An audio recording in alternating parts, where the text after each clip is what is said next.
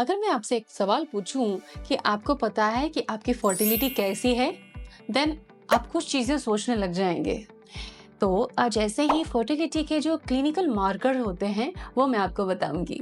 इससे आपकी उलझनें भी कम होंगी, बेबी प्लानिंग में आसानी होगी और आपको ये पता चलेगा कि व्हाट नेक्स्ट, अब कौन सा वीडियो फॉलो करूं, किस तरह से डाइट लूं और आपकी प्रॉब्लम घर बैठे हल हो सकती है। So dear viewers, welcome to प्रेरणास फर्टिलिटी केयर। यहाँ पर हम थेरापेटिक आइडियाज जो डाइट एंड न्यूट्रिशन से रिलेटेड होती हैं सीखते हैं, जिससे कि आपकी रिप्रोडक्टिव हेल्थ बेटर हो, कंसेप्शन नेचुरल और ईजी हो।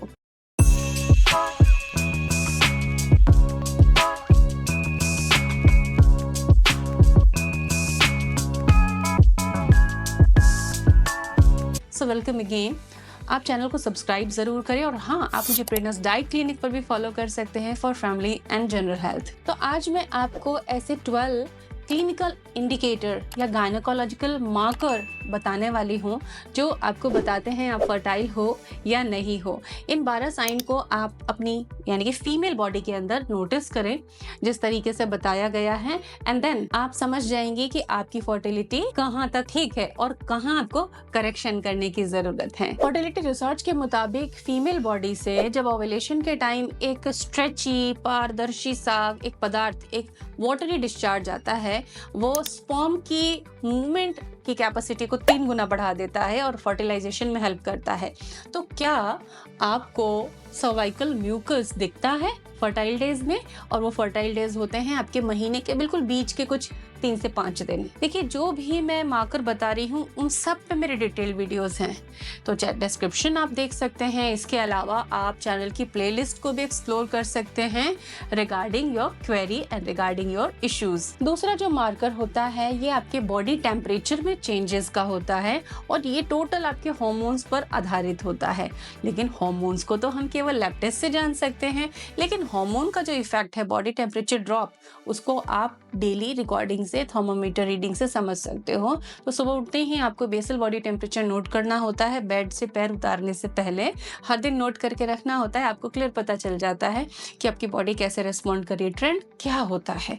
तो ओव्यूलेशन से पहले बॉडी टेम्परेचर में ड्रॉप आता है, यानी कि शरीर में जो गर्मी लगती थी थोड़ी कम हो जाती है, एंड पोस्ट ओव्यूलेशन वो थोड़ी बढ़ती है, और ये एक साइंटिफिक मार्कर होता है। थर्ड जो मार्कर होता है वो ओव्यूलेशन टाइम पेन का होता है कि ओव्यूलेशन टाइम आपको अपने पेट के एक तरफ के हिस्से में, बीचों बीच भी नहीं, या तो लेफ्ट साइड में या तो राइट साइड में एक स्टैबिंग पेन होता है, माइल्ड होता है, 2 घंटे से 2 दिन तक भी हो सकता है और उसके बाद ये डिसअपियर हो जाता है।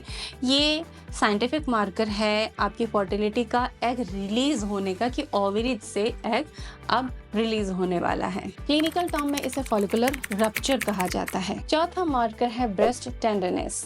तो जब ओव्यूलेशन का टाइम करीब आता है ना, तो आप फील करती होंगी कि ब्रेस्ट में कुछ सॉफ्टनेस, कुछ टेंडरनेस, कुछ फुलावट आ गई है, और ये एस्ट्रोजन पीक की वजह से होता है। तो अगर आपकी फर्टिलिटी अच्छी है, हार्मोन्स ठीक से जा रहे हैं, देन ओव्यूलेशन टाइम आपको ब्रेस्ट टेंडरनेस हल्का जरूर फील होगा। ओव्यूलेशन डेज में हाई लिबिडो, सॉफ्ट म्यूकस की वजह से सॉफ्टनेस होना एक नेचुरल फर्टिलिटी इंडिकेटर है। ओव्यूलेशन टाइम या फर्टाइल फेज जब आप मानती हैं कि ये मेरे साइकिल का मिड टाइम है, फ्लूइड आ रहा है, मुझे सर्वाइकल म्यूकस दिख रहा है, तब अपनी सर्विक्स की पोजीशन टेस्टिंग जरूर करें। फिंगर टेस्ट मैंने मेथड सिखाया हुआ है अपने वीडियो में। तो एक गायनेकोलॉजिकल मार्कर है सर्विक्स पोजीशन की फर्टाइल फेज अगर आपका है, आपकी फर्टिलिटी अच्छी है, तो फर्टाइल डेज में आपकी सर्विक्स सॉफ्ट रहते हैं, यानी सर्विक्स के जो लिप्स होते हैं ना वो डिसॉल्व से हो जाते हैं साइड की बाउंड्री में, और वो फील नहीं होती है, वहाँ एक रबर लाइक स्ट्रक्चर कम फील होता है। 7th मार्कर है क्लियर स्किन। अगर आप फर्टाइल हैं तो देखिए कि पीरियड खत्म होने से लगाकर अगले 13-14 दिन तक आपकी स्किन का ग्लो थोड़ा बढ़ता है,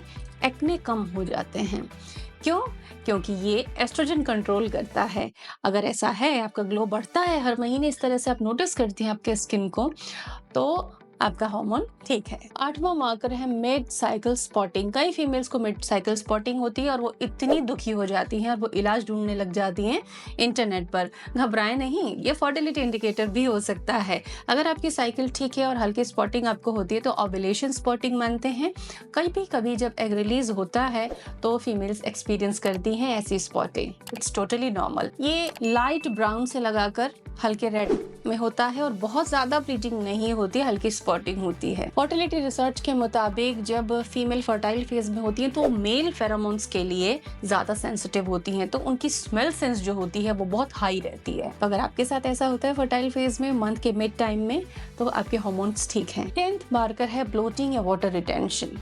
नियर फर्टाइल डेज अगर आपको लगता है शरीर फूला सा, ब्लोटेड सा, तो ये ठीक है, क्योंकि आपके हार्मोन्स आपको हल्की ब्लोटिंग फील करवाते हैं। 11th मार्कर है मूड इंडिकेटर, मूड अच्छा रहना। एस्ट्रोजन जब शरीर में अच्छे स्तर से बनता है तो फर्टाइल डेज तक आते आते आपका मूड बहुत अच्छा रहने लग जाता है। तो इस विंडो में डोपामाइन और एस्ट्रोजन दोनों ही हाई रहते हैं, और अगर आप ऐसा फील करती हैं मिड साइकिल तक आपका मूड अच्छा रहता है, तो समझ जाइए कि आपके हार्मोन्स ठीक है। और 12th फर्टिलिटी इंडिकेटर है इंक्रीज्ड एनर्जी लेवल। मंथ के बीच के दिनों में अगर आपका एनर्जी लेवल अच्छा रहे, आपको ज़्यादा थकान, लेथार्जी ये सब नहीं लग रही, आप एनर्जेटिक हैं, चीयरफुल हैं, अच्छे से अपने सारे दिन भर के काम कर रही हैं, एनर्जेटिक फील कर रही हैं, देन आप माँ बनने के लिए तैयार हैं। अगर इनमें से 4-5 इंडिकेटर्स भी आपके सही आते हैं तब भी आप माँ बन सकती हैं। घबराएं नहीं। अपने शरीर को ठीक कैसे करना है इसके लिए आप हमारे वीडियोज़ को ज़रूर फॉलो करें। डेफिनेटली नेचुरल सोल्यूशन आपको मिलेंगे। Thank you.